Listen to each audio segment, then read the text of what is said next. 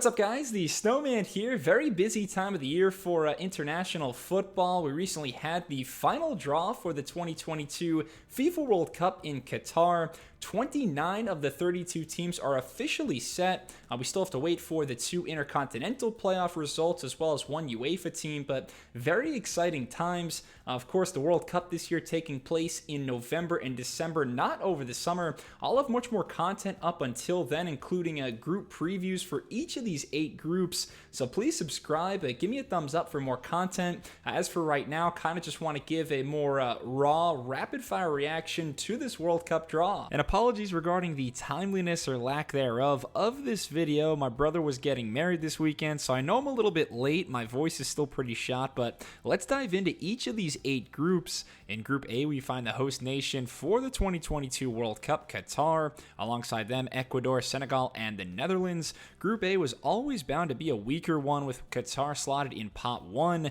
one of the least intimidating hosts in World Cup history. Remember, only once has a host country not made it out of the group stage in 21 editions of the World Cup. That was South Africa back in 2010. Qatar could be the second, although they are the reigning Asian Cup champs, and this group is very forgiving on paper. Ecuador lost 6 different matches throughout South American qualifying. I do like Senegal. They're the defending African Cup of Nations winners from last year. The Dutch certainly have the most talent in Group A, but they recently hired Louis van Gaal for a 3rd stint, and the Netherlands are the group favorites at -160, but I see Group A boiling down to the first match of the tournament, Senegal versus the Netherlands, and I kind of like the African Kings to win that match and win the group, with the Dutch finishing in 2nd. On to Group B, a fun one to parse here in the States. We've got England, Iran, the USA, and either Wales, Scotland, or Ukraine. England and the US drawn in the same group, just like 2010. That was the match where a seemingly harmless Clint Dempsey strike canceled out a Steven Gerrard opener for a 1-1 draw. This time around, the English will be the heavy favorites to win the group. They came inches away from European glory last summer. The US has the young talent, but their ceiling for 2022 remains a big question mark.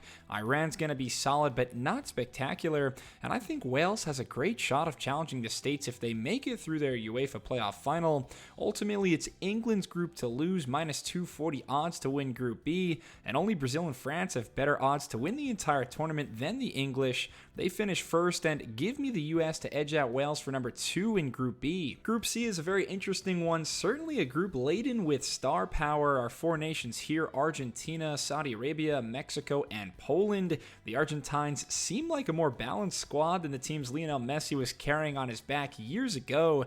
They ended a 28-year trophy drought with the massive Copa America triumph last year. As usual, all eyes will be on Messi as he goes for pretty much the only trophy he hasn't yet won in Qatar.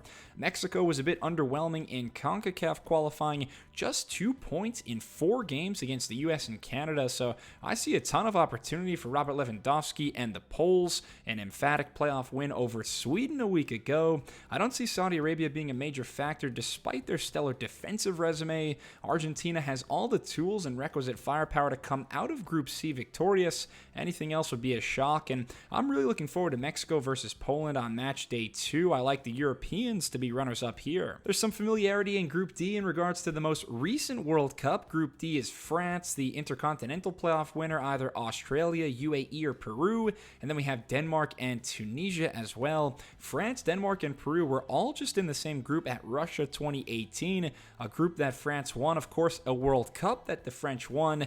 They've got the best odds of any team at this tournament to win their group, and the depth that they have is pretty much unrivaled. So much excess talent at every position. Denmark might be the only team in this group who can hang with the French. The Danes, winners of 9 out of 10 qualifiers. Tunisia back in their 6th World Cup. This is one of the most boring groups, though, in my opinion. We pretty much know that France is going to come out on top, and although Denmark is more of a collective than a team dripping with star quality, I expect them to finish 2nd. Now, Group E is really fun. We've got Spain, either New Zealand or Costa Rica, Germany, and Japan. As a German fan, I love that we have a chance to get back at Spain for the '08 Euro final and the 2010 World Cup semi. Germany. I've been waiting for this moment for a while. The Spanish are deservedly so the slim favorites in Group E. Luis Enrique has them playing a bit more direct these days. Meanwhile, Hansi Flick has taken over the reins for Jogi Löw. I believe Germany can get back to being a feared world superpower. Don't count out the others, though. Japan has a wealth of experience. They're playing in their 7th consecutive World Cup, and we know what Costa Rica did at the 2014 World Cup. They're no pushovers.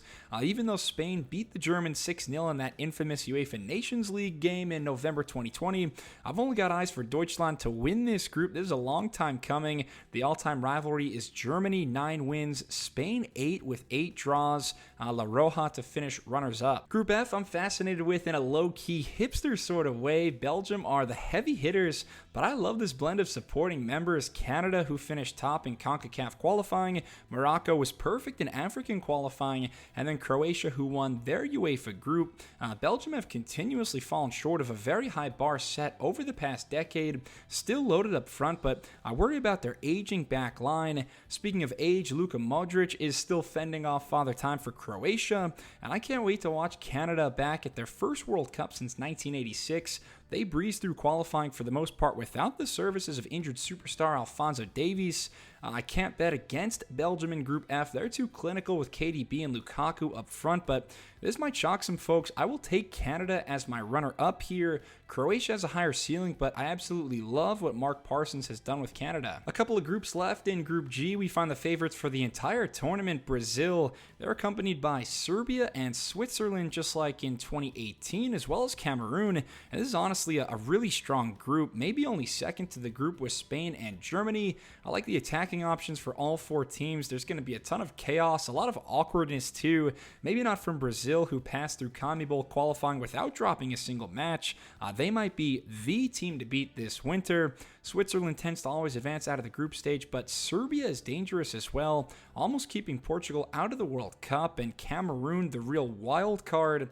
All in all, no one is stopping the Brazilians during the group stage. Too much flair, too much swagger. Neymar and co will control the pace, the tempo of all 3 games. I see Switzerland as being good enough for second place yet again. Finally, it's Group H, and for some reason, this is the group I'm most excited about seeing how it unfolds. Portugal, Ghana, Uruguay, and South Korea. Maybe it's all the nostalgia conjured up from seeing Ghana and Uruguay in the same group, the same matchup that produced an epic quarterfinal back in South Africa 2010. We also have Cristiano Ronaldo playing in his 5th career World Cup. The guy just seems to get better with age. Portugal does have a lot of questions tactically, though, but the pieces are there. Uruguay is going through a somewhat resurgent period right now.